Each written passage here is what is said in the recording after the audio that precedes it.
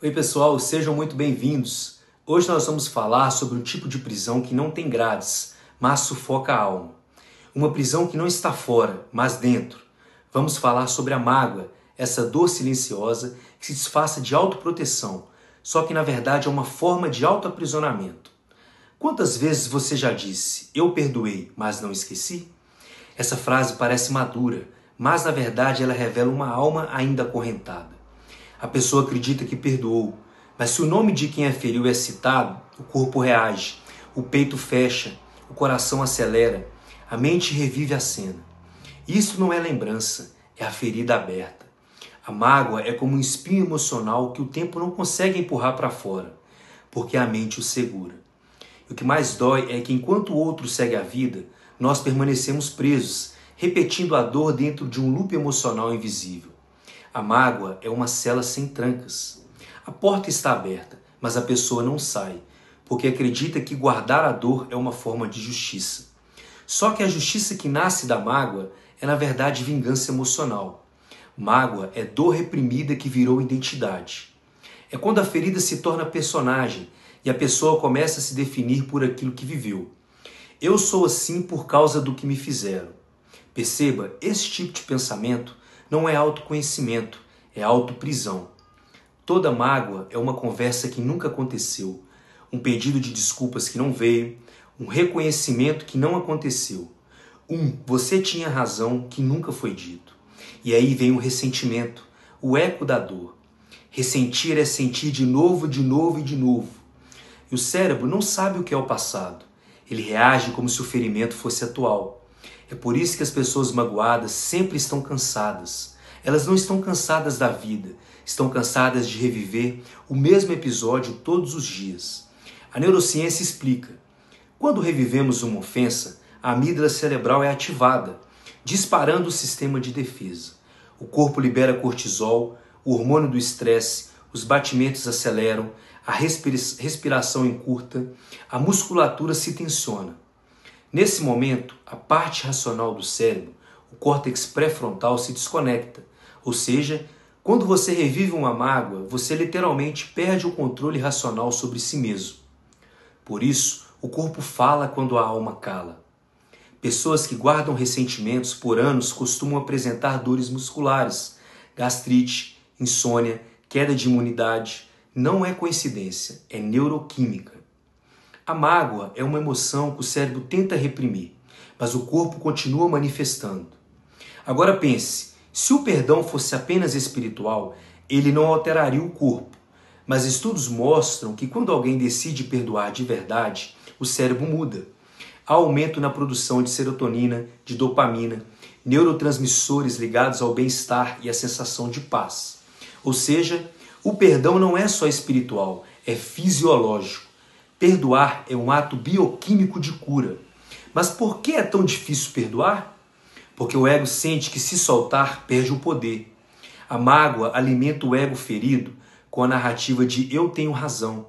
E quando o ego tem razão, o coração perde a paz. Manter a mágoa é como segurar uma brasa quente, esperando que o outro se queime. No fim, é você quem se fere. É como beber veneno esperando que o outro morra. O perdão, ao contrário, é o ato mais revolucionário que existe, porque ele devolve a você o controle sobre a sua própria energia. Toda mágoa nasce de uma expectativa não correspondida. Esperávamos amor, recebemos indiferença. Esperávamos lealdade, recebemos traição. Esperávamos cuidado, recebemos abandono. E o cérebro, que busca sentido em tudo, não aceita o que não consegue compreender. Então ele repete, tentando corrigir o passado. E ao repetir, nos aprisiona nele. A mágoa é uma ferida emocional que o tempo não cura, só a consciência cura. Porque o tempo apenas organiza o calendário. Quem organiza a alma é a decisão. O ciclo da mágoa é sempre o mesmo. O fato acontece, a dor é guardada, a mente repete, o corpo reage, a energia se esgota e o padrão se repete. E é aqui que muitas pessoas se perdem. Acham que estão sendo fortes por não falar sobre isso, quando na verdade estão sendo dominadas pela própria dor. Ter motivos não é ter propósito. Você pode ter todos os motivos do mundo para estar magoado, mas se continuar preso a eles, o motivo vira prisão. O perdão é o caminho do propósito, porque ele te projeta para frente. Perdoar não é esquecer, nem justificar o que aconteceu. É dizer, isso me aconteceu, mas não me define. O perdão não muda o passado, mas muda quem você se torna depois dele. E essa é a maior vitória. A Bíblia diz, suportem-se uns aos outros e perdoem as queixas que tiverem uns contra os outros. Perdoe como o Senhor os perdoou. Colossenses 3,13. Perdoar é se alinhar à sabedoria divina. É entregar o amor ao que o ego quer resolver o controle. O perdão não é reconciliação. Você pode perdoar, mas não voltar a se relacionar. Perdão é libertar o coração, não reconstruir a convivência. É fechar o ciclo dentro de você, mesmo que o outro nunca peça desculpas. E veja como o cérebro é sábio. Quando você decide perdoar, o córtex pré-frontal, a área ligada à empatia e à tomada de decisão, se ativa inibindo a amígdala e restaurando o equilíbrio emocional.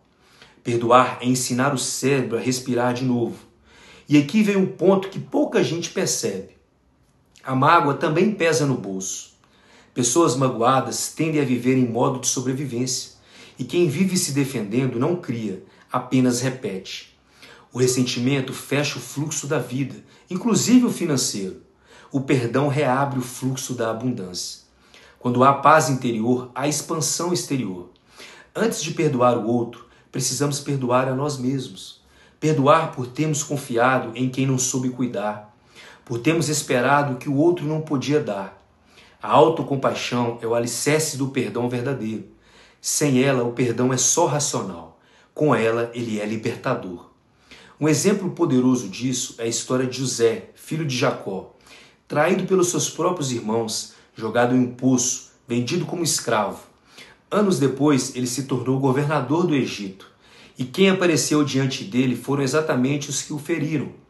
José poderia ter se vingado, mas escolheu o perdão e disse, vós intentastes o mal contra mim, mas Deus o tornou em bem. Gênesis 50:20. Ele entendeu que o perdão é o portal da elevação. O que parecia tragédia era apenas o caminho do propósito. Perdoar é transcender o ego. É perceber que ninguém fere do lugar da plenitude, somente da própria dor. É entender que há uma sabedoria divina conduzindo até o que parece injusto. A ferida pode se tornar ponte. O que te machucou pode ser exatamente o que vai tornar cura para os outros. A Bíblia diz, porque se perdoardes aos homens as suas ofensas, também vosso Pai Celestial vos perdoará a vós mesmos. Mateus 6,14. Perdoar é se alinhar ao fluxo da graça. Quando você perdoa, você se conecta com a vida. A mágoa te prendeu, o perdão te liberta. A chave é o amor, e o amor mora em você. Perdoar é escolher a vida. E talvez hoje alguém precise do seu perdão. Mas antes de tudo, você precisa de perdão. Perdoar a si mesmo é o início da verdadeira prosperidade emocional e espiritual. Se esse vídeo te tocou, se algo despertou aí dentro, inscreva-se no canal, ative o sininho e compartilhe com alguém que precisa ouvir isso. Porque juntos estamos transformando consciência em movimento e movimento em resultado. Mente, propósito e ação!